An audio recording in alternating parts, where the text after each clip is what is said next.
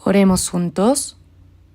Nuestro Padre Dios, santo y misericordioso que nos ama, en este mundo lleno de pecado, donde no conocíamos la verdadera felicidad ni esperanza, siguiendo solo las vanidades de este mundo, merecíamos ser juzgados y destruidos ante ti, pero cuando no te conocíamos, tú nos amaste primero y para salvarnos enviaste a tu Hijo unigénito, Cristo, quien recibió en nuestro lugar la maldición y el juicio que merecíamos, muriendo en la cruz y derramando su preciosa sangre para perdonar eternamente nuestros pecados y librarnos del juicio y la maldición, salvándonos sin mérito alguno.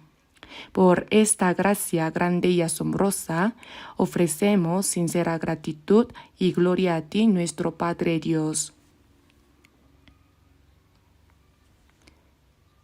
En este momento te damos gracias por permitirnos a nosotros que hemos sido redimidos por la preciosa sangre del Señor, reunirnos delante de ti para alabar tu gran amor y gracia, aprender tu palabra y tener comunión dentro de la comunidad santa que está contigo.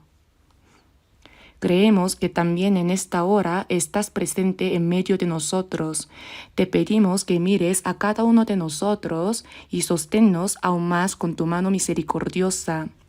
Sabemos que este mundo está cada vez más lleno de pecado y que está muy cerca el día en que tu ira y tu juicio vendrán sobre esta tierra en estos últimos tiempos.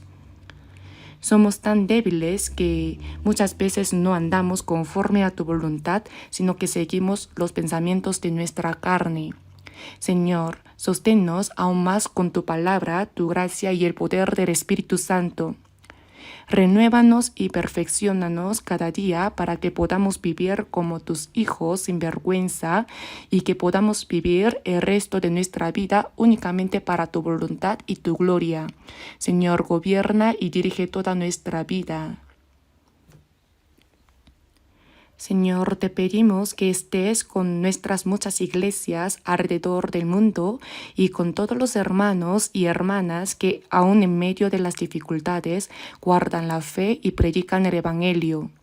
Llénalos con tu palabra, sabiduría y el poder del Espíritu Santo para que en estos últimos tiempos testifiquen con más valentía tu Evangelio y así puedan guiar a muchas almas perdidas hacia ti y que se cumpla poderosamente tu gran obra de salvación. Señor, que nos das la palabra necesaria en el momento oportuno y nos enseñas el camino que debemos seguir. También en esta hora te pedimos que nos gobiernes y nos guíes para que podamos discernir la palabra que deseas revelarnos y tu santa voluntad y así vivamos únicamente para tu gloria dentro de tu santa voluntad. En el nombre de nuestro Señor Jesucristo hemos orado. Amén.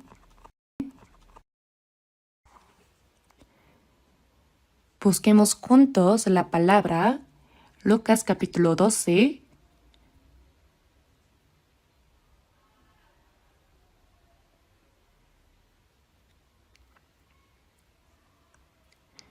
Voy a leer Lucas capítulo 12, versículos 13 al 21. Lucas capítulo 12, versículos 13 al 21.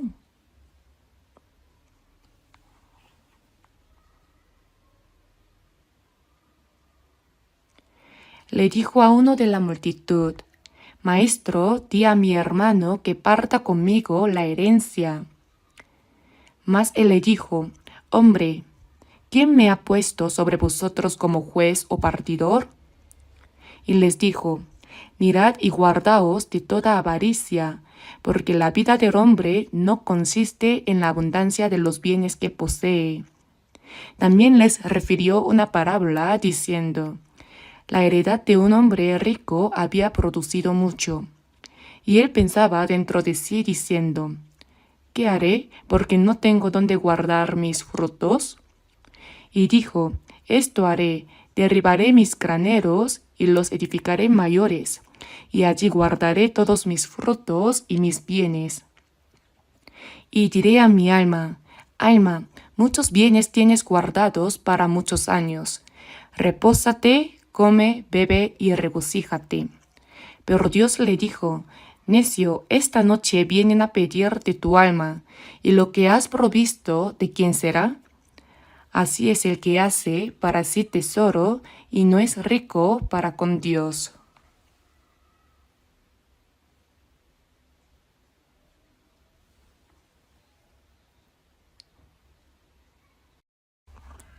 Hasta aquí.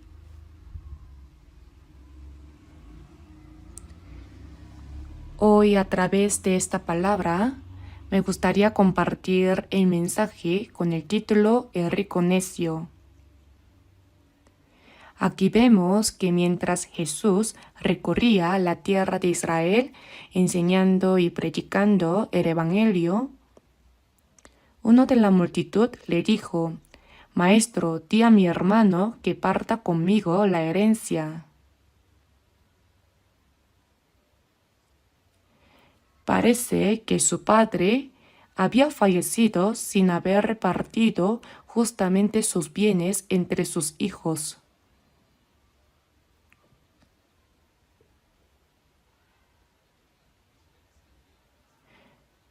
Por eso surgió una disputa entre los hermanos por la herencia. Por más que hablaban, el hermano mayor, aparentemente más codicioso, quería quedarse con más parte y el hermano menor trataba de reclamar lo que le correspondía. Ninguno de los dos estaba dispuesto a ceder.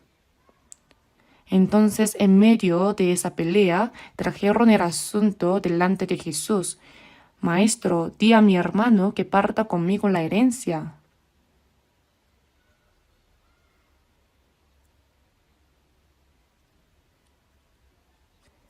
Los conflictos y disputas entre hermanos y familiares por cuestiones de herencia no son algo nuevo. Sucedían en aquel tiempo y siguen ocurriendo hoy en día.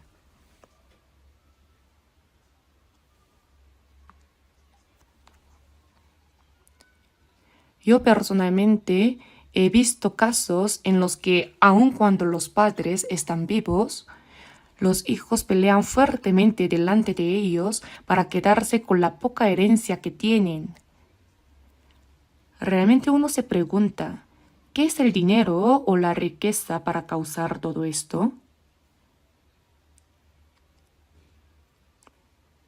Incluso en los grandes conglomerados empresariales, ¿no hemos visto cómo los hermanos terminan en disputas por repartirse los bienes de la empresa? Por ese tipo de problemas, hermanos se convierten en enemigos e incluso amigos dejan de hablarse, todo por causa del dinero, ¿verdad?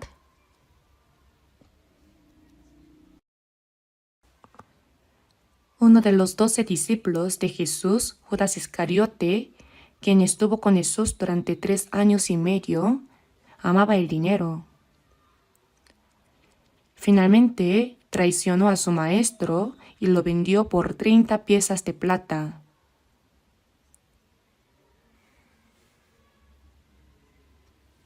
Cuando el diablo terminó de obrar en su corazón, Judas comenzó a recuperar la cordura y sintiendo una gran culpabilidad dijo, ¿qué he hecho? Lleno de remordimiento, devolvió las 30 piezas de plata y dijo, yo he pecado entregando sangre inocente. Mas ellos dijeron, ¿qué nos importa a nosotros? Allá tú. Y no aceptaron el dinero.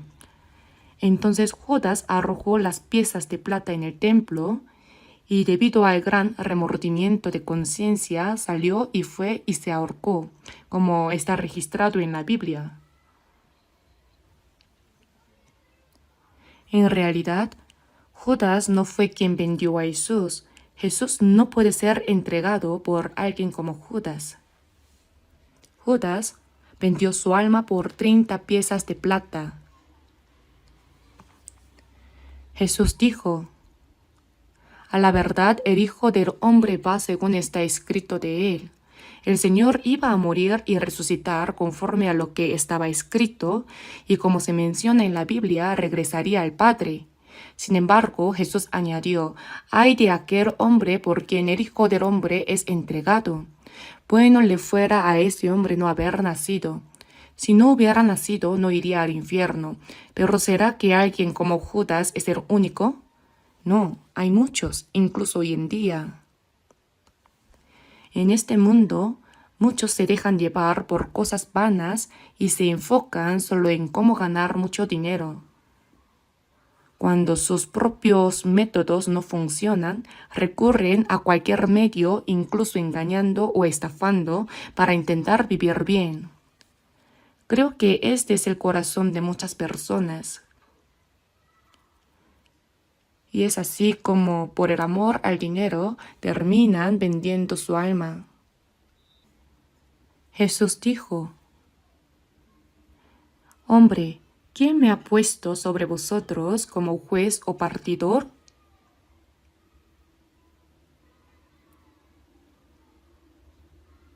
Si pensamos rápidamente, podríamos suponer que dado que siempre hay disputas por el tema de la herencia, Jesús, siendo justo, podría haber preguntado cuánto había exactamente y podría haber decidido que el hermano mayor se quedara con un poco más y el hermano menor se diera un poco.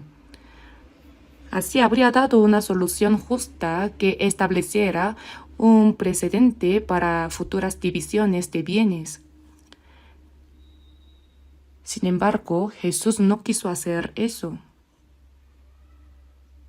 Él dijo que no había venido para ser un partidor en cuestiones de herencia.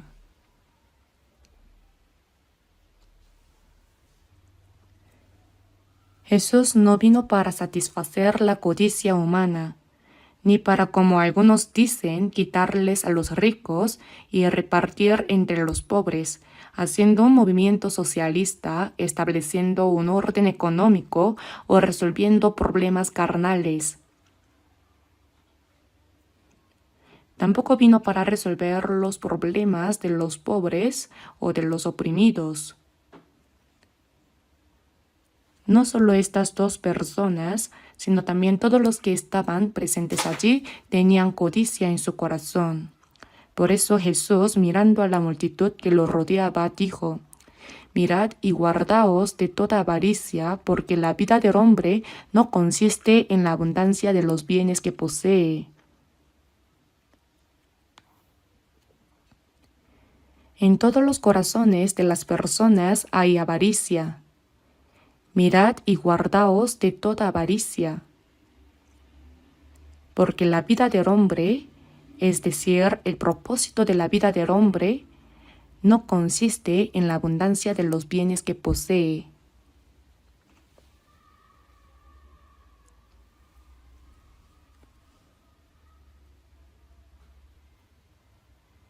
Si observamos a las personas en este mundo, parece que incluso hoy en día su único propósito es ganar dinero y preocuparse por cómo vivir alimentándose bien y disfrutando de la vida. Parece que este es el único objetivo de sus vidas. No piensan en lo que realmente es el verdadero valor y la esperanza de la vida, ni en el propósito de la vida. Solo piensan en cómo vivir alimentándose bien y disfrutando de la vida en el momento presente. No solo se trata de comer, sino que los que tienen más quieren acumular aún más, y esa codicia no termina hasta el último momento de sus vidas.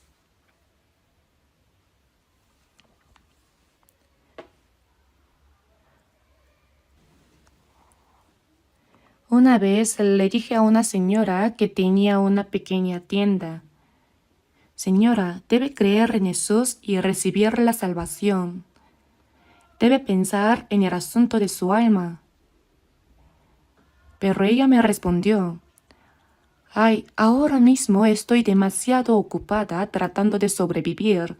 No tengo tiempo para pensar en mi alma, el cielo o el infierno. Esta tienda la alquilo. Pago renta mensual y estoy trabajando duro. Mi propósito es ganar mucho dinero, tener mi propio local y mi propio edificio».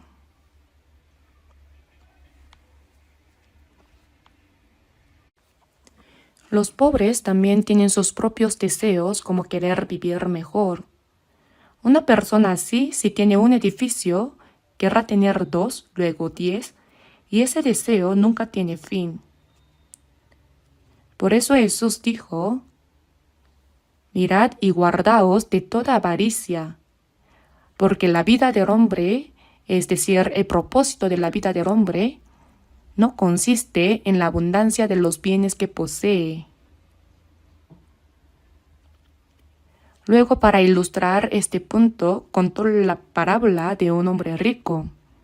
En esos tiempos no era común tener grandes empresas como hoy en día, sino que la riqueza se medía por la agricultura o la cantidad de ganado como ovejas y vacas que uno poseía. Y Jesús dijo, la heredad de un hombre rico había producido mucho. Y él pensaba dentro de sí diciendo, ¿qué haré? ¿Porque no tengo dónde guardar mis frutos? Y dijo, esto haré, derribaré mis graneros y los edificaré mayores, y allí guardaré todos mis frutos y mis bienes. Pero no terminó allí. Dijo, alma, muchos bienes tienes guardados para muchos años. Repósate, come, bebe, regocíjate. Este hombre estaba claramente equivocado. Al parecer sabía que tenía alma, ya que dijo, alma, muchos bienes tienes guardados para muchos años. Repósate, come, bebe, regocíjate. ¿Pero acaso el alma vive comiendo y bebiendo? Evidentemente ni siquiera sabía lo que realmente era el alma. Entonces Dios le dijo, necio. Dice el necio en su corazón, no hay Dios, ¿verdad? Un necio no sabe cuál es el propósito de la vida, ni tiene una concepción de valores ni esperanza. Solo vive para mantener su carne.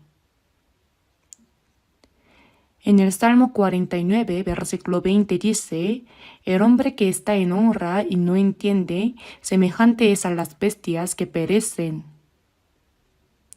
El ser humano fue creado con espíritu a imagen de Dios, y solo cuando su espíritu se satisface en Dios, cuando tiene la vida eterna y la esperanza del cielo que Él da, puede ser verdaderamente feliz.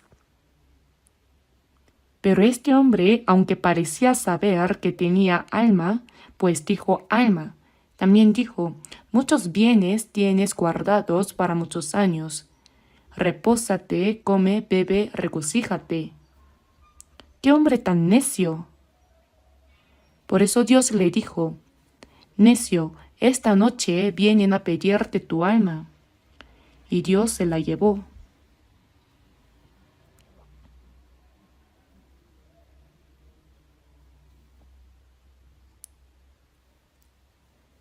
En Eclesiastés capítulo 12, versículo 7 dice, y el polvo vuelve a la tierra como era.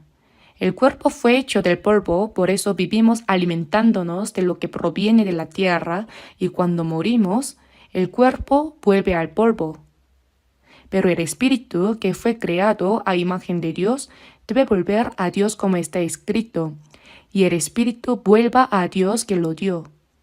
Por eso antes de morir debemos buscar a Dios y establecer una relación correcta con Él como objetivo. En Eclesiastés capítulo 3 está escrito, ¿quién sabe que el espíritu de los hijos de los hombres sube arriba y que el espíritu del animal desciende abajo a la tierra? Como el alma del ser humano es espíritu, cuando el cuerpo muere, su espíritu sube a Dios. Por eso en Job capítulo 19, versículo 26 dice, y después de deshecha está mi piel, cuando una persona muere, su cuerpo vuelve al polvo. En mi carne he de ver a Dios. Como el espíritu ya no puede permanecer en el cuerpo, sale fuera de la carne y debe encontrarse con Dios. Incluso aquellos que dicen que Dios no existe también deben encontrarse con Él. La tarea más importante que una persona debe cumplir en esta vida es conocer a Dios y establecer una relación correcta con Él. En Amos, capítulo 4, versículo 12 está escrito: prepárate para venir al encuentro de tu Dios. Prepararse para encontrarse con Dios es la tarea más importante que uno debe cumplir mientras vive en este mundo. Pero este rico necio parecía no conocer a Dios, ni tampoco comprendía qué es el alma. Solo decía: come, bebe y regocíjate. Sin embargo, Dios le dijo: necio, esta noche vienen a pedirte tu alma. Como el alma la dio Dios, también Él la lleva. En Proverbios capítulo 27, versículo 1 dice: no te jactes del día de mañana. Las personas solo piensan en cómo vivir mejor más adelante, pero está escrito: no sabes qué dará de sí el día. En Santiago capítulo 4 también se habla de cómo las personas hacen planes para un año y proyectan su futuro. Sin embargo, en Santiago capítulo 4, versículo 14 dice: ¿qué es vuestra vida? Ciertamente es neblina que se aparece por un poco de tiempo y luego se desvanece. La vida de nuestra carne es como una neblina que aparece por un momento y desaparece como el viento. Aún así, los seres humanos tan frágiles hacen planes como si fueran a vivir cientos o miles de años con esperanzas absurdas. Pero en realidad nadie sabe lo que puede pasar en un solo día. Si esta noche Dios viene a pedir nuestra alma, ¿de quién será todo lo que hemos acumulado y preparado? Sea conocimiento, honor, poder o grandes riquezas, ya no será nuestro. Antes de fallecer, el presidente de Samsung, Lee Hon-hee, dijo algo que apareció en los periódicos: cuando muera, no sé quién se quedará con mi hermosa villa, ni quién tendrá las llaves de mi coche de lujo. No sé qué pasará con todo eso. Es cierto. Por mucho que uno tenga cosas buenas, nada de eso perdura para siempre. Todo tiene su fin. Esta noche vienen a pedirte tu alma, y lo que has provisto, ¿de quién será? Como está escrito: así es el que hace para sí tesoro. Debemos prepararnos para encontrarnos con Dios, pero así es el que no es rico para con Dios, es decir, es un necio. Muchas personas son ricas, otras aspiran a serlo y sueñan con serlo. Pero desde la perspectiva de Dios, todos ellos son simplemente ricos necios.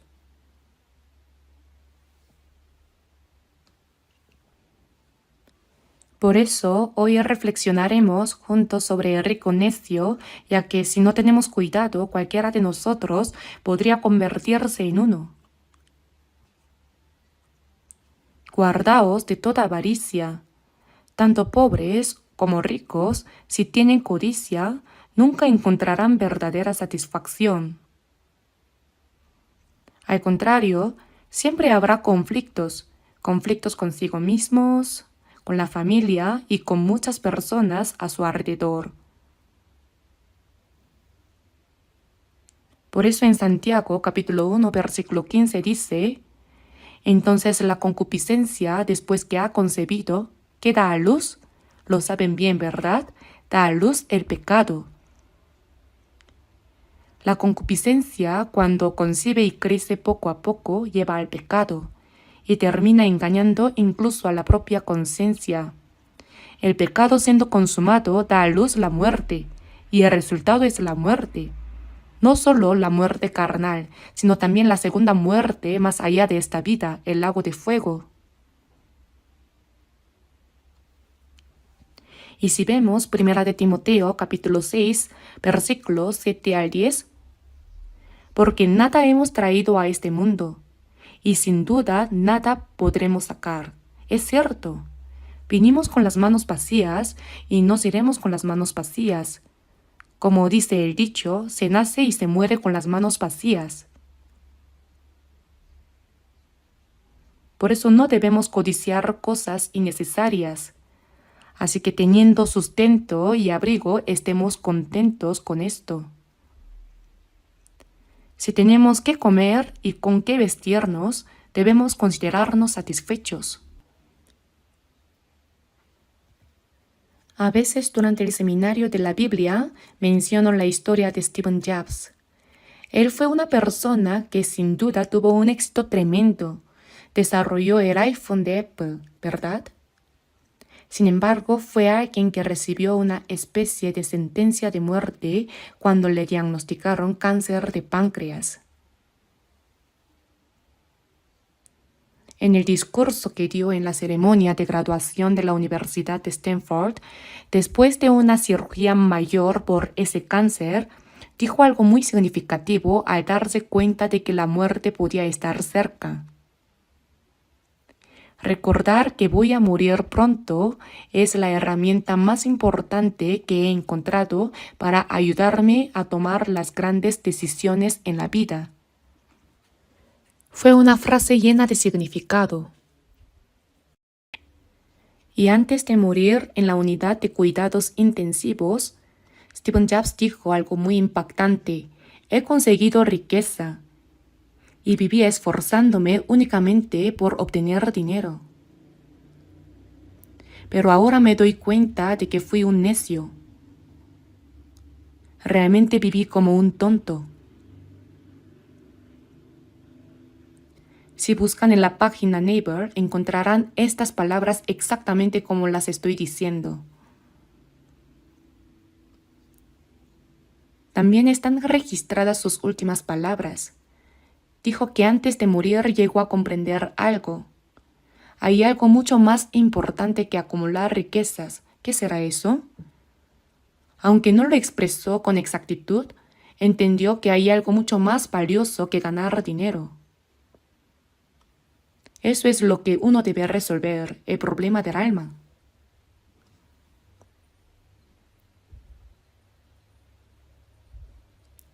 En Eclesiastés capítulo 5 versículo 15 también está escrito: como salió del vientre de su madre, desnudo así vuelve, yéndose tal como vino, y nada tiene de su trabajo para llevar en su mano.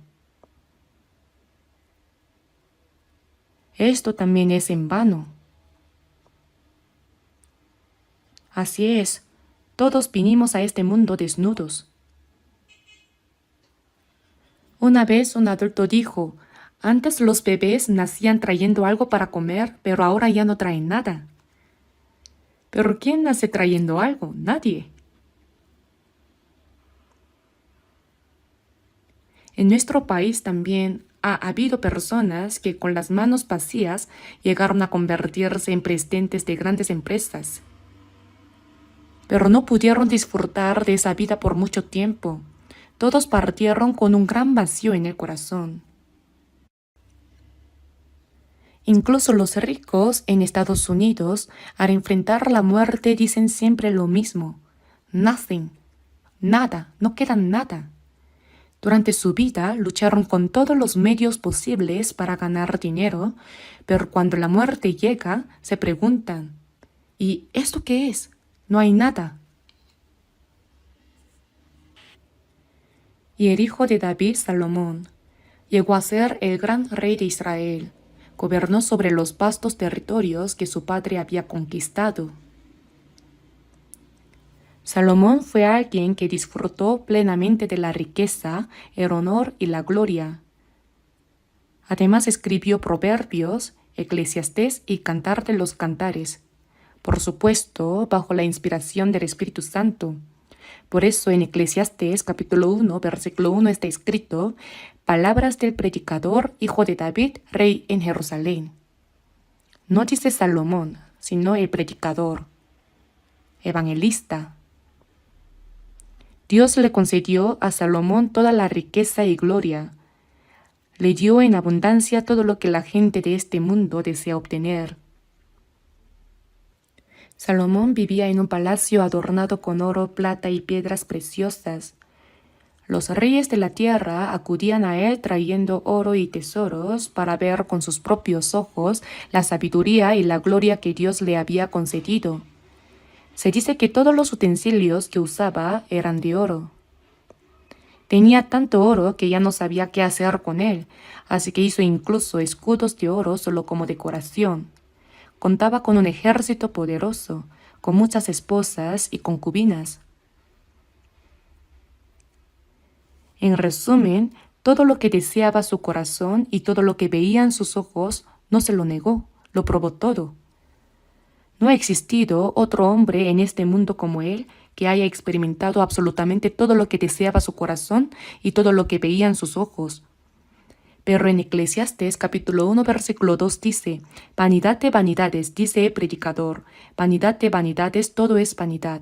En un solo versículo repite 5 veces la palabra vanidad. Desde el capítulo 1 hasta el 12 de Eclesiastes se repite esa expresión unas 37 veces. En inglés lo resumen con una palabra: nothing, nada, todo es vacío, sin sentido. Por eso en el Salmo capítulo 39, en los versículos 4 al 7, se habla del gran rey David que había conquistado las naciones extranjeras a su alrededor y establecido un reino unido.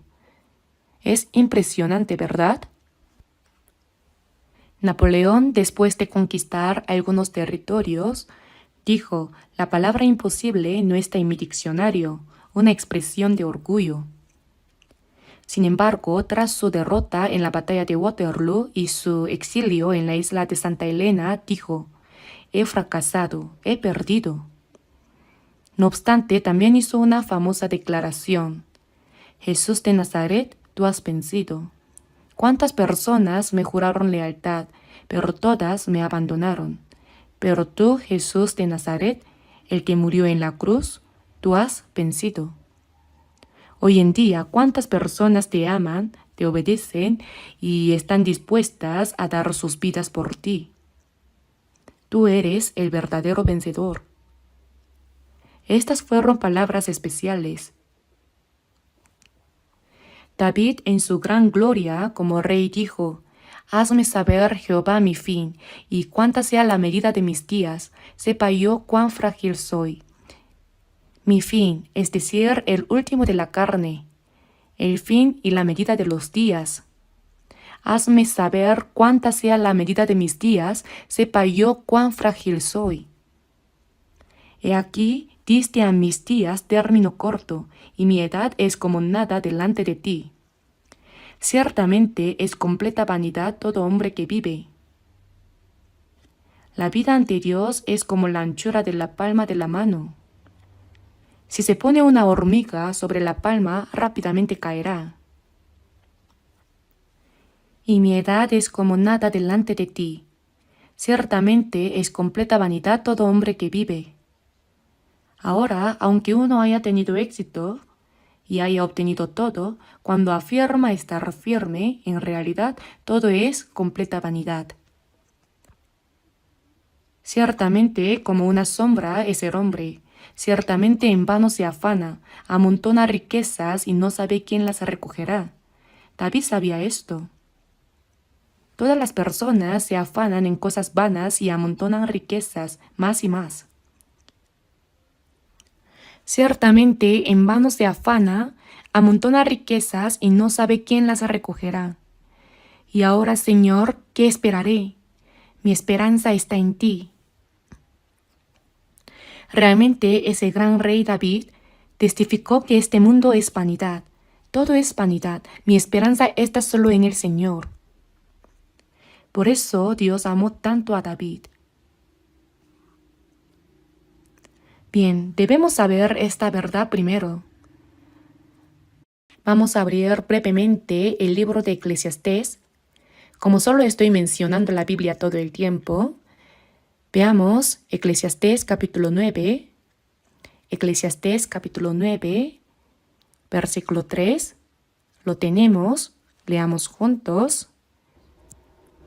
Este mal hay entre todo lo que se hace debajo del sol, que un mismo suceso acontece a todos, Y también que el corazón de los hijos de los hombres está lleno de mal y de insensatez en su corazón durante su vida, y después de esto se van a los muertos.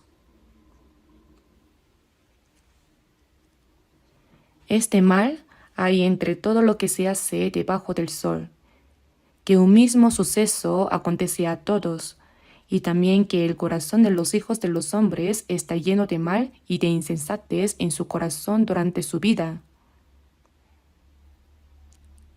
El corazón de los hijos de los hombres está lleno de mal en su vida, codicia. La codicia es maldad, ¿verdad? Aunque no trajimos nada con nosotros, vivimos como si fuéramos a estar aquí para siempre, cuando en realidad deberíamos estar preparados para partir en cualquier momento. Está lleno de mal y de insensatez en su corazón durante su vida. ¿No es esta palabra muy realista? Algunas personas están locas por el sexo opuesto. De verdad hay quienes están completamente fuera de sí. Algunos actores y actrices, especialmente las mujeres, parecen enloquecer, aunque no tiene sentido enloquecer así. Y también hay hombres que se vuelven locos. Hay quienes pierden la cabeza cegados por el deseo de fama. No están en su sano juicio, están locos. También los que hacen negocios, si lo hicieran de manera justa y se sintieran satisfechos con eso, estaría bien, pero no tienen fin, no importa qué medios usen. Los deseos del mundo hacen que uno viva con un corazón enloquecido toda su vida y al final vuelve a los muertos.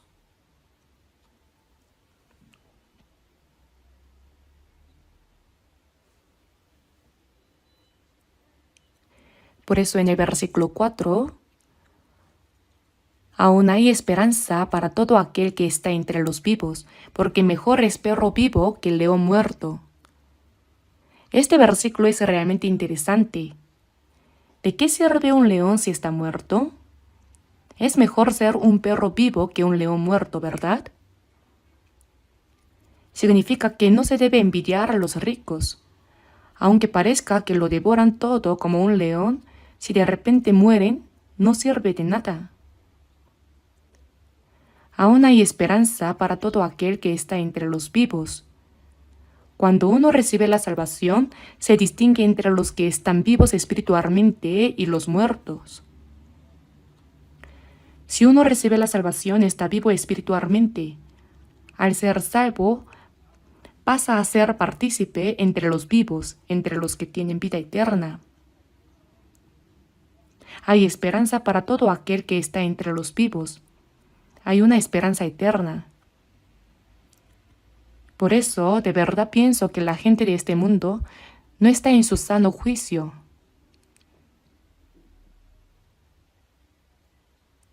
Proverbios capítulo 23 está justo antes de Eclesiastés. Proverbios capítulo 23.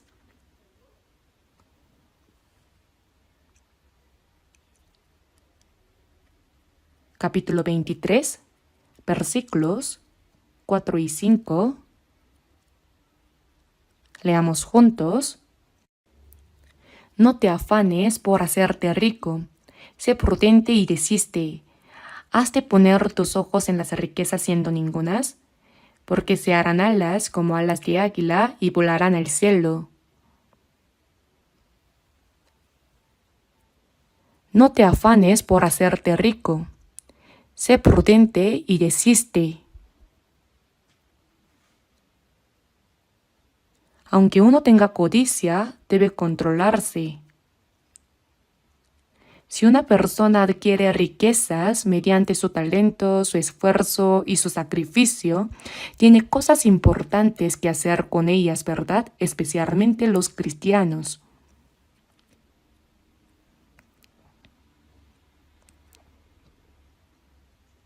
Se puede usar para salvar almas que van camino al infierno o para ayudar a hermanos y hermanas pobres.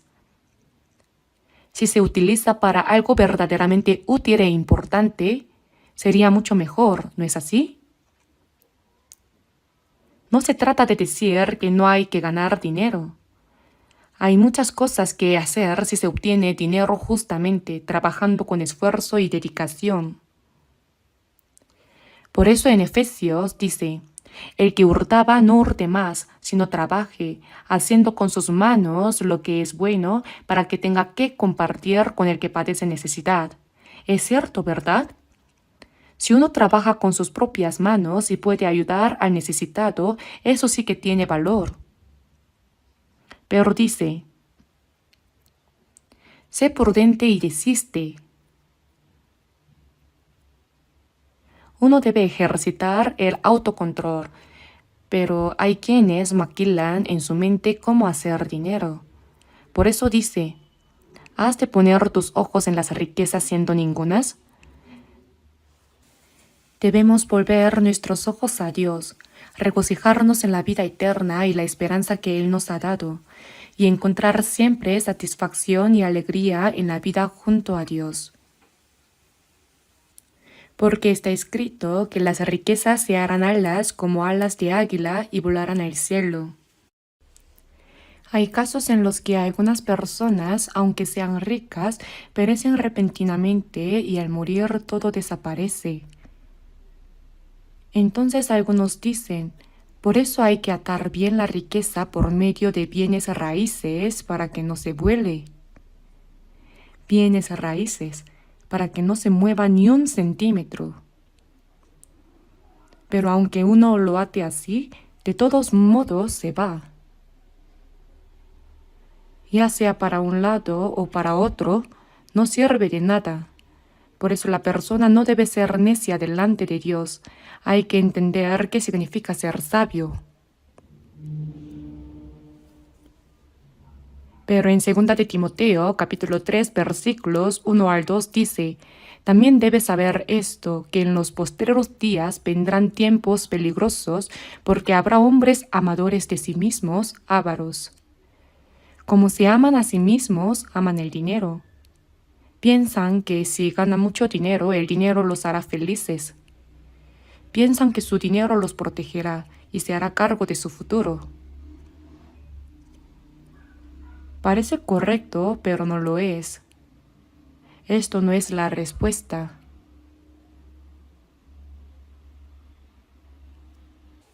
Nosotros no debemos poner nuestra esperanza en esta tierra. Todo es vanidad.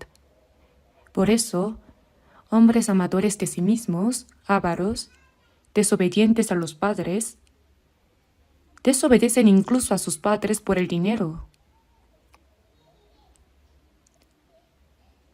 Ingratos, crueles. Las personas se vuelven crueles. Es extraño. Y amadores de los deleites más que de Dios. Aman más las riquezas de este mundo que a Dios. Y como creen que esas riquezas les dan alegría y felicidad, aman esos placeres vanos más que a Dios.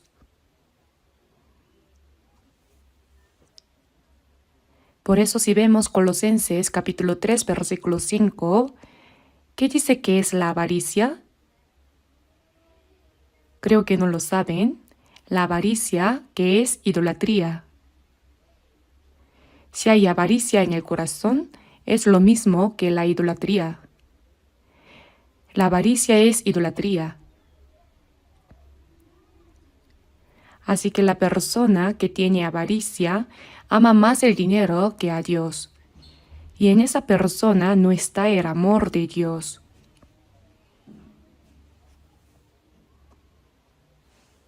Hay personas en la Biblia, tanto en el Antiguo como en el Nuevo Testamento, que se arruinaron por la avaricia de la riqueza.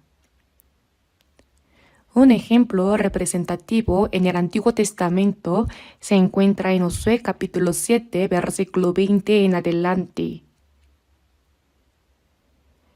Cuando los israelitas salieron de Egipto y llegaron a la tierra de Canaán, al atacar la ciudad de Jericó, se les ordenó que todo lo que tomaran era de Dios y debían ofrecérselo a Él.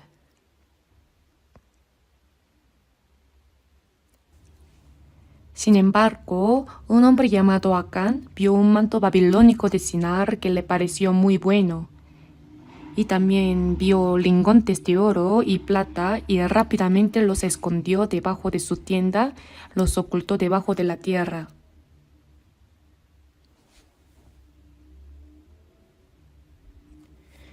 Después de que Israel venció la gran ciudad de Jericó, fue a conquistar la pequeña ciudad de Ai, que tenía pocos habitantes y era débil.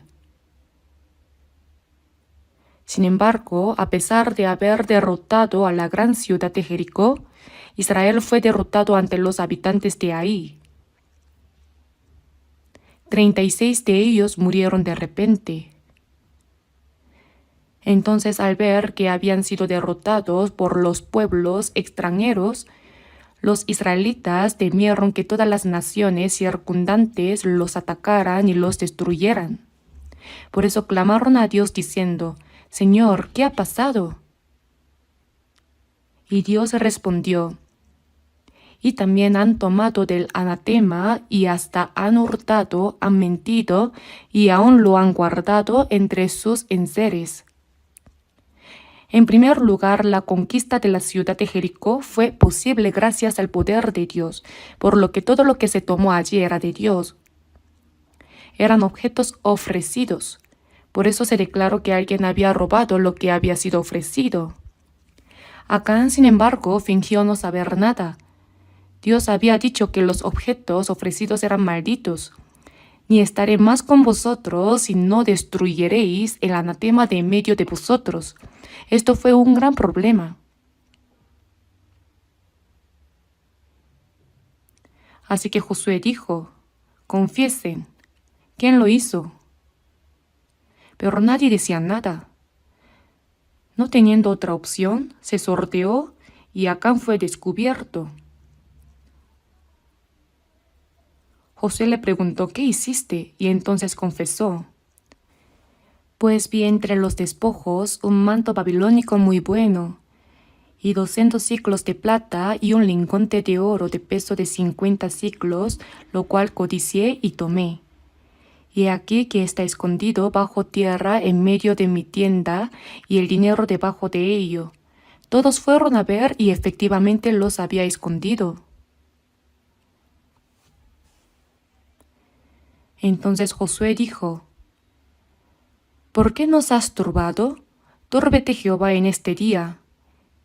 Y luego su esposa, hijos, ganado, todo lo que él había escondido, lo enterraron en un hoyo y los apedrearon hasta matarlos.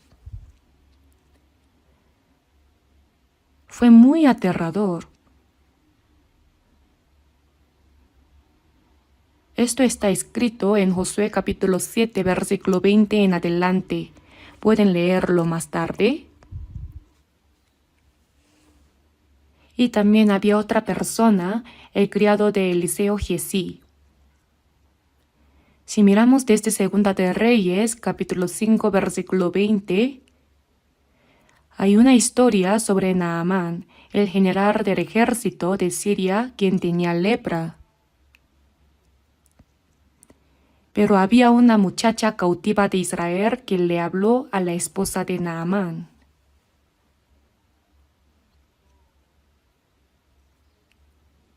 «Si rogase mi señor al profeta que está en Samaria, él lo sanaría de su lepra». Bueno, en una situación tan desesperada, no podía ignorar las palabras de la niña. Sabía que en Israel había un profeta. Así que Naamán, acompañado de sus siervos y con regalos preparados, fue a ver a Eliseo.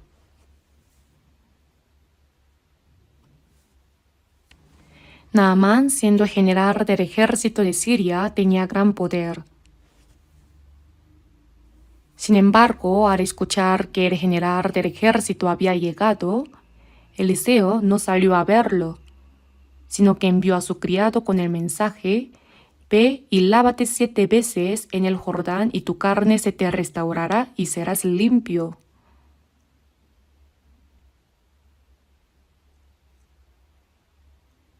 Entonces Naamán se enojó y dijo: He aquí yo decía para mí, saldrá él luego, y estando en pie invocará el nombre de Jehová su Dios, y alzará su mano y tocará el lugar y sanará la lepra. Ni siquiera salió a verlo, lo que hizo fue a decirle: Ve y lávate en el río Jordán. Habana y Farfar, ríos de Damasco, ¿no son mejores que todas las aguas de Israel? Si me lavare en ellos, ¿no seré también limpio? En otras palabras, ¿acaso vine porque no hay ríos mejores que este? ¿Por qué desprecia a nuestro ejército de Siria? Estaba tan enojado que pensó en regresar y destruir Israel. Iba a regresar, pero si hubiera regresado, habría sido un gran error. Pero sus criados le dijeron: Padre mío, si el profeta te mandara alguna gran cosa, ¿no la harías? ¿Cuánto más diciéndote: lávate y serás limpio? Es decir, ¿por qué no pruebas lo que te dice? ¿Es solo sumergirse 7 veces en el Jordán? ¿Acaso es tan difícil? Naamán se quedó convencido y dijo: Bueno, tienen razón. Entonces decidió intentarlo, pensando que no tenía nada que perder. Se sumergió una vez y nada cambió. Se sumergió de nuevo y la lepra parecía incluso más hinchada y fea. Cuando Naamán estaba a punto de rendirse, sus criados dijeron: Una vez más, solo una vez más, 7 veces. Y Naamán pensó: Está bien. Y entonces él descendió y se zambulló 7 veces en el Jordán conforme a la palabra del varón de Dios, y su carne se volvió como la carne de un niño y quedó limpio. Entonces Naamán fue a ver a Eliseo y le dijo: Gracias, porque tú has sanado mi lepra. Luego ofreció los regalos que había traído, diciendo: Te ruego que recibas algún presente de tu siervo. Pero Eliseo no aceptó nada en absoluto. Vive Jehová en cuya presencia estoy, que no lo aceptaré. Entonces Naamán le dijo: Te ruego pues, de esta tierra no se dará a tu siervo la carga de un par de mulas, porque de aquí en adelante tu siervo no sacrificará holocausto ni ofrecerá sacrificio a otros dioses, sino a Jehová. Eliseo le dijo que lo hiciera, pero sabía que aunque la lepra de ese hombre había sanado, no podría servir a Dios porque vivía en un país idólatra. Y cuando regresaba, el criado de Eliseo, Giezi, pensó: Vaya, qué lástima. Debería haber aceptado ese regalo. Hubiera sido bueno si me lo hubiera dado a mí. Pero Eliseo lo dejó ir. Entonces, sin que Eliseo lo supiera, lo siguió. Caminó un buen trecho y cuando alcanzó a Naamán le dijo: Mi señor me envía a decirte: He aquí vinieron a mí en esta hora del monte de Efraín 2 jóvenes de los hijos de los profetas. Te ruego que les des un talento de plata y 2 vestidos nuevos. De esta manera, Giezi consiguió lo que quería. Lo puso todo a cuestas a 2 de sus criados para que lo llevaran con los animales y lo guardó en su casa.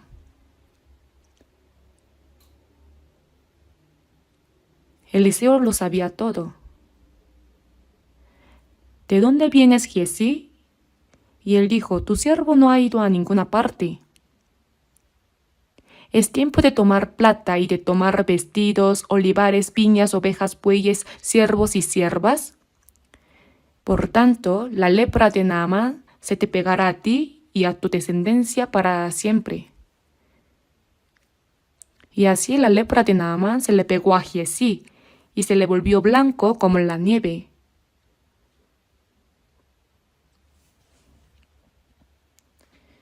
Por lo tanto, las personas que fueron maldecidas por la codicia incluyen a Acán y Giezi. En el Nuevo Testamento también están Ananías y Zafira.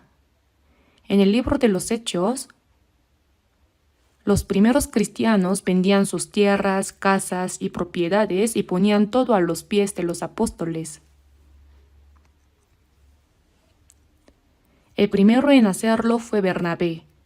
¿Por qué?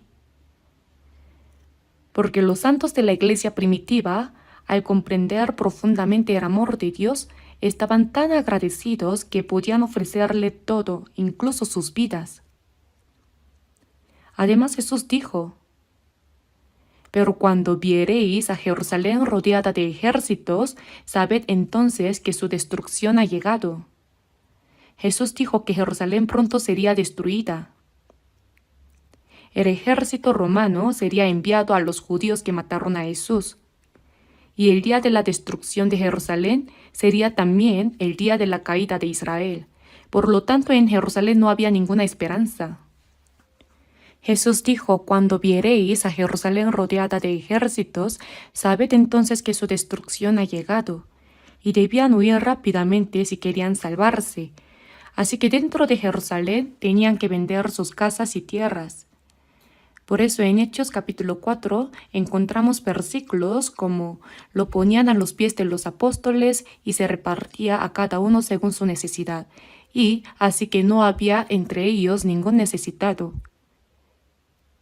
En ese tiempo Ananías y Zafira también vendieron todo. Como Bernabé lideraba este acto, todos los seguían. Sin embargo, como les daba pena darlo todo, Ananías le dijo a su esposa: querida, dejemos un poco. También necesitamos algo para vivir. Y ella estuvo de acuerdo, así que mientras los demás lo daban todo, ellos escondieron una parte. Pedro sabía todo eso. Le preguntó a Ananías: ¿eso es todo lo que vendiste? ¿Es todo? Y Ananías respondió: sí, todo lo que vendí lo he traído. Entonces Pedro le dijo: ¿por qué llenó Satanás tu corazón para que mintieses al Espíritu Santo? Y Ananías cayó muerto en el acto por mentir. Si querías vender o no, ¿quién te obligó a hacerlo? Después de vender, podrías haber dicho cuánto te quedaba, pero ¿por qué mentir? Pedro dijo: no has mentido a los hombres, sino a Dios.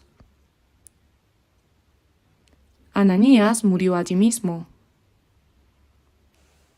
Pero su esposa Zafira, sin saberlo, llegó y Pedro le preguntó: dime, ¿vendisteis en tanto la heredad?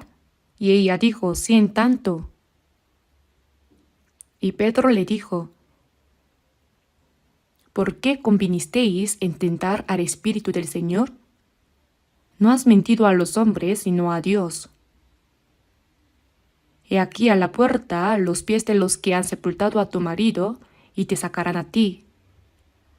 Al instante ella cayó a los pies de él y expiró. ¿Cuánto temor habría causado esto en la gente? No se debe mentir al Espíritu Santo.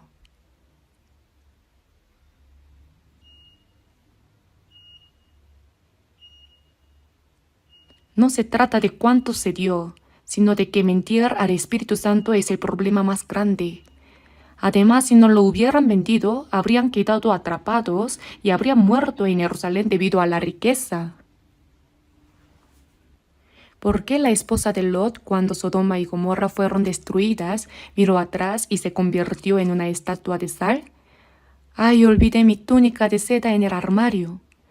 ¡Ay, olvidé mi anillo de oro! Y al mirar atrás, se convirtió en una estatua de sal. Si no hubiera tenido nada, no le habría pasado nada. Hay personas que murieron debido a la codicia. Judas Iscariote vendió a Jesús por 30 piezas de plata y cayó directamente al infierno. ¿Cuántas personas perecieron debido a la codicia hasta el día de hoy? Si hay codicia por las riquezas, se está lleno de amor al dinero y no hay espacio para amar a Dios.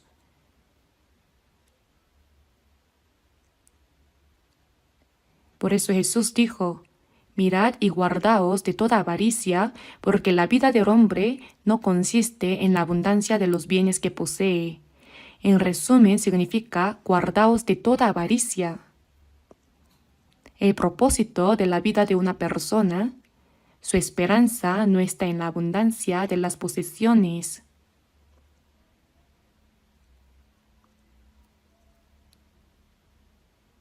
La felicidad y el propósito de la vida en este mundo no están en la abundancia de riquezas, como el Señor enfatizó claramente.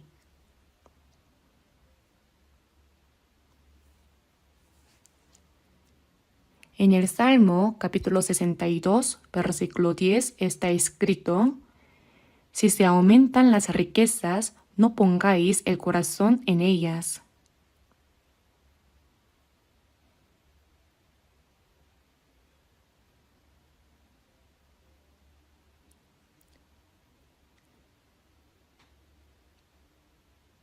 En Salmo capítulo 62, versículo 10, se menciona que las riquezas pueden aumentar, pero no debemos dejar que nuestro corazón sea cautivado por ello. Significa que no hay necesidad de preocuparse demasiado si aumentan o disminuyen. En 1 de Timoteo capítulo 6, versículo 17 también dice: ni pongan la esperanza en las riquezas, las cuales son inciertas. El dinero puede estar presente y luego desaparecer, y a veces puede estar ausente.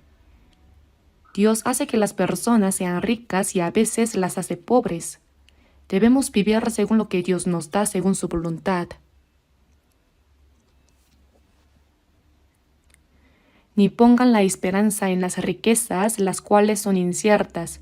En Eclesiastés capítulo 5, versículo 10 dice: el que ama el dinero no se saciará de dinero, y el que ama el mucho tener no sacará fruto. Pero ¿cómo llama la gente a los ricos? A esa persona vive bien. A los ricos los consideran personas que viven bien, personas excelentes.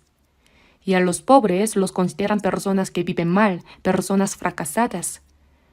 ¿Pero está bien juzgar la dignidad de una persona basándose en el dinero?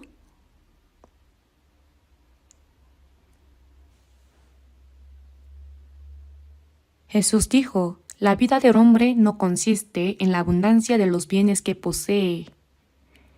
El verdadero valor de una persona está en tener un propósito de vida claro, tener esperanza y vivir correctamente según la palabra de Dios.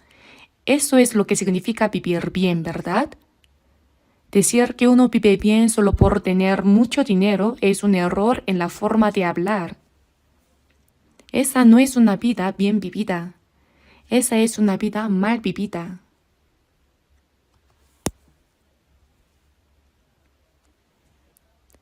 El dinero se debe ganar con diligencia, mediante la sabiduría, el esfuerzo y el trabajo arduo.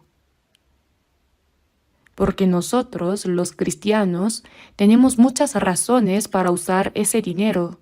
No lo usamos únicamente para nuestra satisfacción personal, sino que también se necesita mucho material para salvar almas perdidas. También debemos ayudar a los hermanos y hermanas pobres.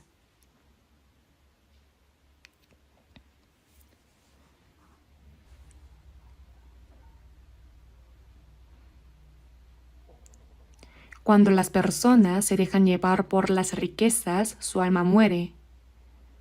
Así como una rana muere si cae en un pozo de excremento, una persona muere si cae en un pozo de dinero.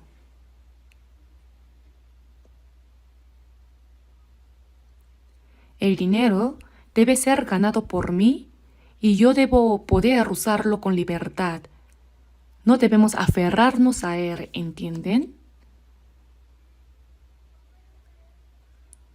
Cuando una persona cae en un pozo de dinero, muere.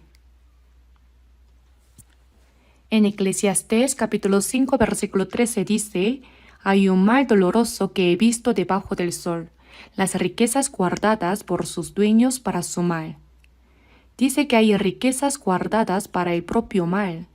Esto quiere decir que cuando uno no las guarda bien, pueden volverse perjudiciales para uno mismo. Les contaré algo que escuché. Había una persona que, el mismo día que recibió su título de doctorado, iba a heredar una gran herencia de sus padres. Y además, ese mismo día, tenía previsto casarse con una mujer hermosa. Todo estaba prometido, Pero ¿qué ocurrió? Al salir con su título de doctorado, fue atropellado por un taxi que pasaba y murió. Es una historia que escuché. Entonces, ¿de qué sirve el doctorado? ¿De qué sirven tantas riquezas? Iba a vivir una vida feliz como un sueño junto a esa mujer hermosa, pero todo se rompió. No sé si lo recuerdan, pero hace algunos años un avión de Korean Air tuvo un accidente en Guam. Es algo curioso. Yo también he ido a Guam varias veces y los aviones siempre llegan muy tarde en la noche. Parece que así están asignados los horarios de aterrizaje. Pero en este caso, el piloto cometió un error al aterrizar. El avión se estrelló contra una montaña. Murieron todos. Más tarde se descubrió que entre los pasajeros había muchas parejas de recién casados y turistas, pero también estaba una familia entera que murió en el accidente. Según la noticia, era una familia que había vivido muchos años en Estados Unidos, trabajando y esforzándose mucho para ganar dinero. Finalmente dijeron, ya no más sufrimiento, regresemos a nuestra patria, a Corea, y vivamos tranquilos disfrutando en familia, viajando por el extranjero. Y su primer viaje fue a Guam, pero toda la familia murió. Esto se publicó en el periódico. No sé quién heredó toda esa riqueza, pero ¿de qué sirvió todo eso? Por eso, no te jactes del día de mañana, porque no sabes qué dará de sí el día. Uno es libre de hacer planes, pero no hay garantía de que podrá vivir felizmente según sus propios pensamientos. En Juan capítulo 6, versículo 27, Jesús dijo, «Trabajad no por la comida que perece, sino por la comida que a vida eterna permanece, la cual el Hijo del Hombre os dará». Dice que la salvación que recibimos por la fe es la comida que lleva a vida eterna.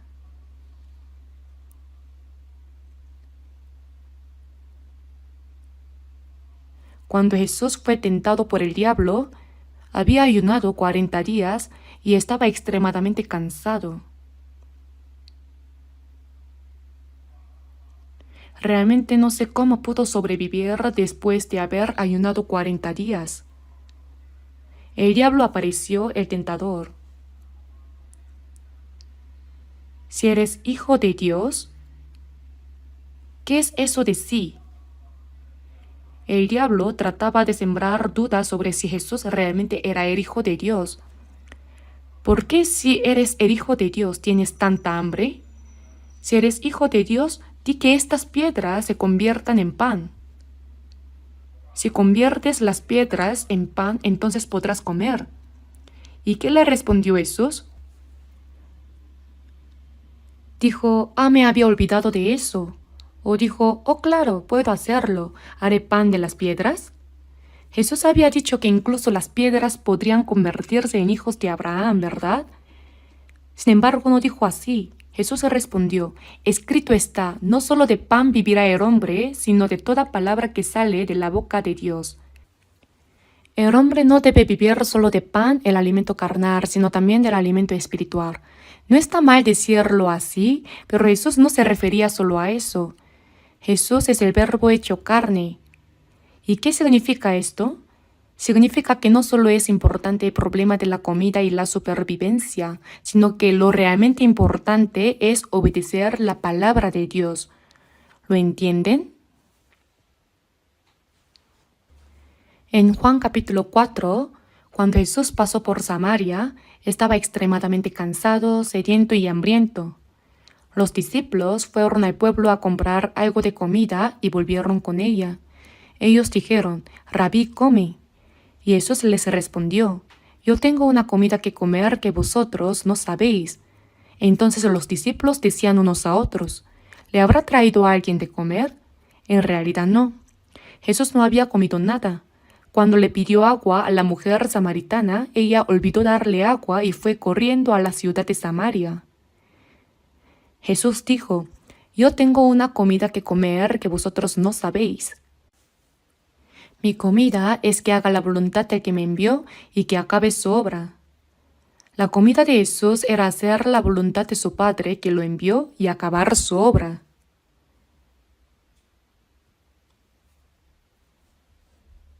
Hermanos, el objetivo no es solo conocer mucho de la Biblia, sino que al conocerla también debemos guardarla. Guardar esa palabra es el verdadero alimento.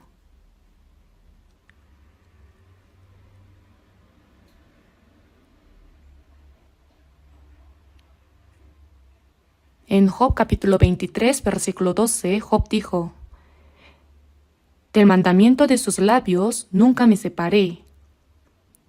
Guardé las palabras de su boca más que mi comida». Job también dijo que obedecer la palabra de Dios es más importante que la comida, el alimento carnal. Debemos vivir obedeciendo la palabra de Dios. Aprender mucho es importante, pero solo aprender y conocer no es el alimento. Debemos guardarlo. Guardar la palabra es el verdadero alimento.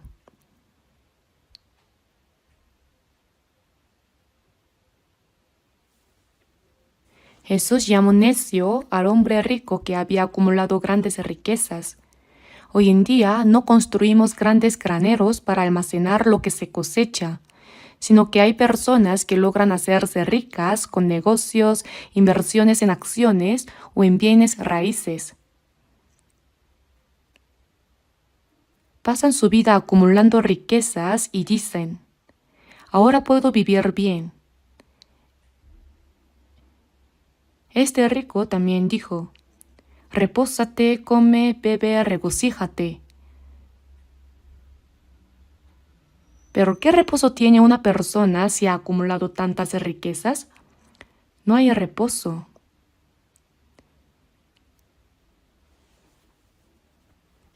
El reposo carnal es importante, pero lo más importante es el reposo del corazón, es decir, el reposo del alma. Es más importante resolver los problemas del alma que los problemas carnales. No solo debemos ser salvos, sino también vivir de acuerdo a la palabra de Dios, y eso es lo que trae el verdadero reposo a nuestra alma. En Eclesiastés capítulo 3, versículo 11 está escrito: «Todo lo hizo hermoso en su tiempo y ha puesto eternidad en el corazón de ellos». ¿Qué ha puesto en el corazón de ellos? Ha puesto eternidad. Dios no solo dio al ser humano un alma, sino que también puso en ella un deseo por la eternidad. La carne busca satisfacer sus necesidades a través de lo que ve con los ojos, lo que es realista, material y carnal. Sin embargo, el alma no se satisface con esas cosas. La verdadera alegría se encuentra en obedecer la palabra de Dios y en la esperanza eterna. Es en la gracia de Dios donde encontramos el verdadero reposo. Por eso aquellos que intentan encontrar el reposo de su alma en las riquezas de este mundo son llamados necios. El espíritu que fue creado a la imagen de Dios se satisface con Dios mismo y con la vida eterna y la gloriosa esperanza. Por eso en Juan capítulo 5, versículo 24, Jesús dijo: «El que oye mi palabra y crea al que me envió, tiene vida eterna y no vendrá a condenación, mas ha pasado de muerte a vida». Al ser salvos, ya no seremos juzgados. Hemos cambiado de un tren que iba hacia la muerte a otro que va hacia el cielo.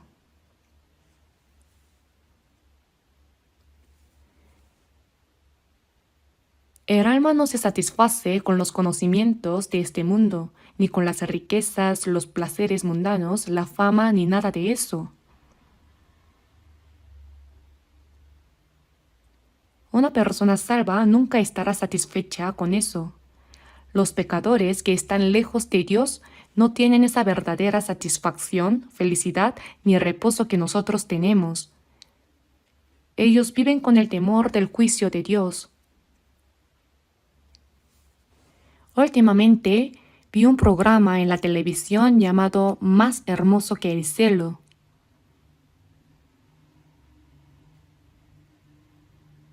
Pero en lugar de ver lo hermoso del cielo, todo lo que vi fue el infierno. Nunca había visto un drama como ese. Muestran cómo, según las acciones de las personas, van al infierno. Hay varios tipos de infierno. Mataste a alguien, ¿verdad? No, no maté a nadie. Mataste a un bebé en tu vientre. Eres un asesino. ¿Mentiste, verdad? El abogado responde, no mentí. Pero mientras defendías, mentiste mucho. Y entonces le arrancan la lengua. Vaya, qué miedo. No se puede mentir en ese lugar. Cada acción es juzgada y la persona es lanzada al infierno de inmediato. Y luego muestran el azufre hirviendo en un lago de fuego. Se ve muy realista, sería bueno que todos lo vieran. Es importante entender que el infierno es algo aterrador, ¿verdad? Las personas que dicen el infierno no existe deben pensarlo mejor. Tal vez el creador de ese drama haya escuchado alguno de nuestros sermones antes de crearlo. De todos modos, lo hicieron muy bien. Deberían verlo. En la Biblia también está escrito que cada uno será juzgado según sus obras.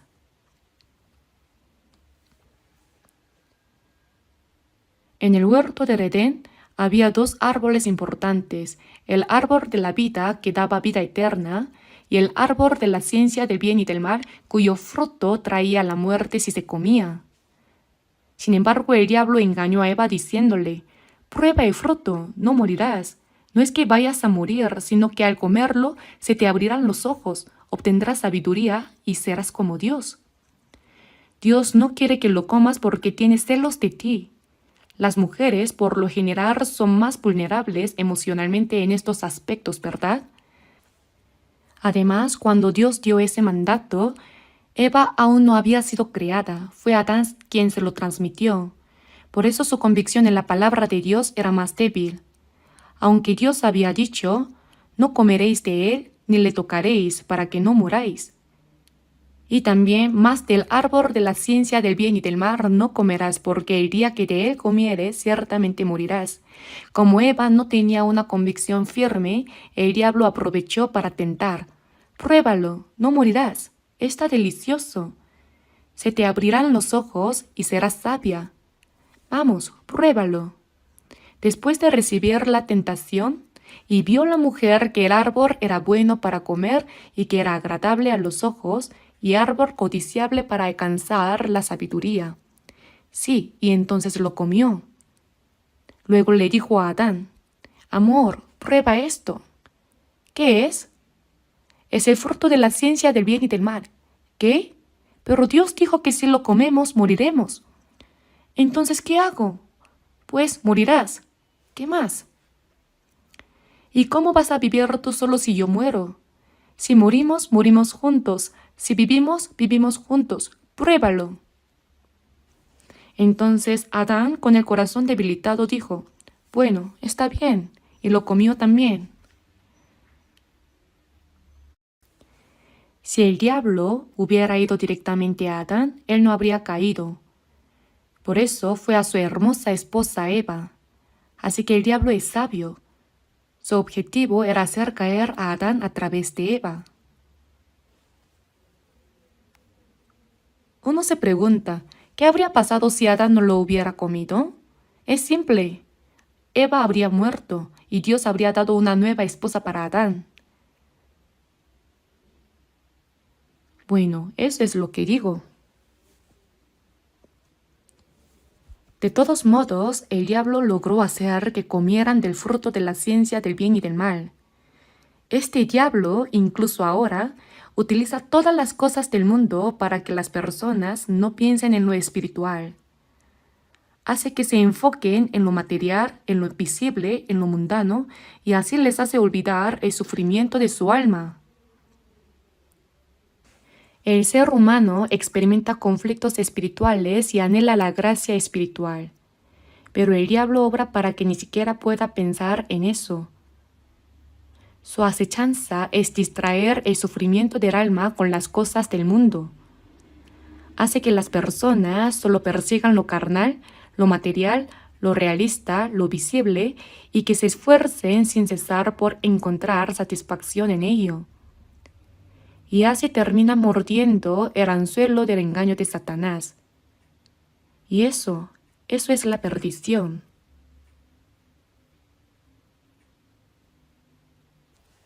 Conocen Fausto de Goethe, ¿verdad? La obra que escribió Goethe. Yo incluso fui a la casa de Goethe en Alemania, donde vivía antes. Fausto es su obra, y visité la casa donde vivió. Pues resulta que Goethe tenía esposa, pero también tenía una amante. Había fotos en la casa. Es algo extraño, la verdad. De todos modos, pienso que Fausto es como un monólogo interior de Goethe. Me preguntaba de qué trataba realmente la obra, así que le eché un vistazo. El contenido es bastante simple. Fausto era un erudito, un académico. Pasó toda su vida estudiando y así empezó. Pero un día el diablo se le apareció. Fausto, te has pasado la vida entera estudiando y sufriendo por la investigación y ahora estás viejo. Ah, eres realmente un hombre miserable. Pero si me haces caso, yo te daré todo lo hermoso y bueno de este mundo. Haré que te conviertas en un joven lleno de vida, te haré conocer a una mujer hermosa y podrás casarte con ella. También te daré talentos para que puedas generar todo el dinero que quieras. ¿Qué te parece? Si haces lo que yo diga, podrás vivir muy bien. Solo hay una condición. Disfruta de todo lo que quieras, pero cuando mueras tendrás que entregarme tu alma. Fausto firmó el contrato, dijo, está bien, y firmó. Y ¡pum!, inmediatamente se convirtió en un joven lleno de vida. Y luego a una mujer hermosa, no sé si era una princesa o una reina. En fin, el diablo mató al esposo y se la quitó. Se la arrebató y se la dio. Además, Fausto adquirió un talento para crear dinero y tesoros y comenzó a ganar muchas riquezas. Vivía con todo el esplendor. Todo lo que el diablo le prometió se lo dio, con la única condición de llevarse su alma al morir. Y lo que pasa después es un secreto. Les recomiendo que lean Fausto de Goethe. Es interesante, aunque el contenido es un poco difícil. Y el diablo hoy en día sigue haciendo lo mismo. Te daré todo lo que hay en este mundo. Solo haz lo que yo diga. Al morir solo tienes que entregarme tu alma. Porque el objetivo del diablo es justamente arrebatar el alma. Por eso en Proverbios capítulo 23 se menciona que las riquezas de este mundo son un banquete que el diablo ha preparado. Un banquete, ¿lo sabían? Por eso en cuanto al hombre orgulloso está escrito, no codicies sus manjares delicados porque es pan engañoso. Los que se dejan engañar por eso pierden su alma para siempre, eternamente, a causa de las acechanzas del diablo. Por eso, en el Salmo capítulo 49, versículos del 6 al 8 dice, los que confían en sus bienes y de la muchedumbre de sus riquezas se jactan. Ninguno de ellos podrá en manera alguna redimir al hermano, ni dar a Dios su rescate, porque la redención de su vida es de gran precio y no se logrará jamás. Es decir, quienes confían en las riquezas del mundo y se jactan de tales cosas, jamás podrán redimir ni siquiera a su propio hermano, porque la salvación del espíritu es demasiado preciosa. Y en Job capítulo 21, versículos 7 al 13, encontramos: ¿por qué viven los impíos y se envejecen y aún crecen en riquezas? ¿Por qué prosperan los impíos?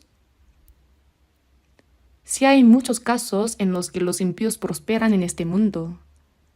Incluso disfrutan de los beneficios, porque no tienen congojas por su muerte, pues su vigor está entero. Pero pasan sus días en prosperidad y en paz descienden al Seol. Esto significa que si mueren de repente, van directamente al infierno.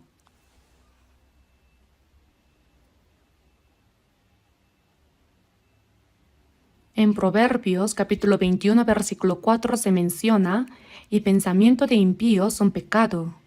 Es decir, cuando los impíos prosperan, deberían ser destruidos, pero su prosperidad en realidad es pecado. En Eclesiastés capítulo 7 versículos 1 al 4 encontramos: el corazón de los sabios está en la casa del luto, mas el corazón de los insensatos en la casa en que hay alegría.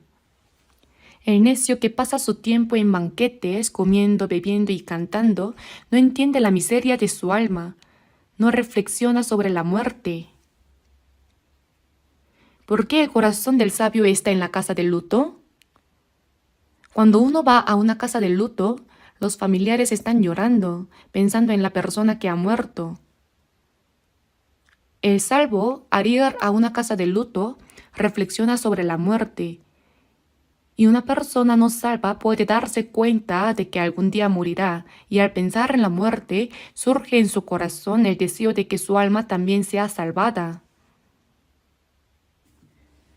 En cuanto a los reyes, presidentes, multimillonarios o aquellos que tienen honor y poder en este mundo, todo eso es inútil. Cuando Dios los llama, deben dejar todo atrás. Muchas personas famosas ya han partido. Y cuando mueren, no deberíamos pensar solo en que han muerto, sino en a dónde han ido. La muerte no es lo que importa, lo importante es lo que viene después.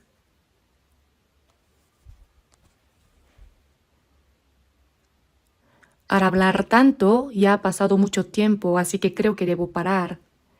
Hay mucho más que quiero compartir, ¿verdad? Algunas personas dirían: ¿por qué está hablando tanto? Así que voy a detenerme.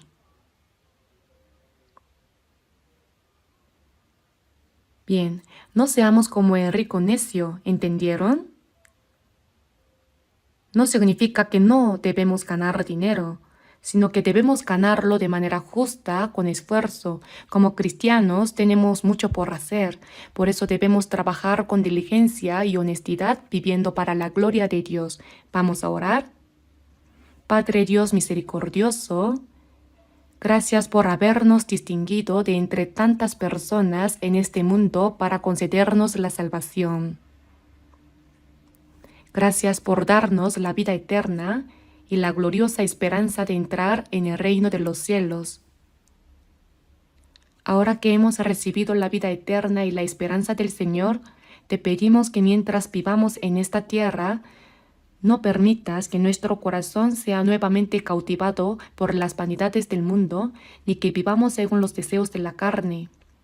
Ayúdanos a vivir únicamente para tu voluntad y tu gloria. Guíanos para que cuando pronto regrese el Señor y nos presentemos ante ti, podamos estar sin reprensión ni vergüenza delante de tu gloria. En el nombre de nuestro Señor Jesús hemos orado. Amén.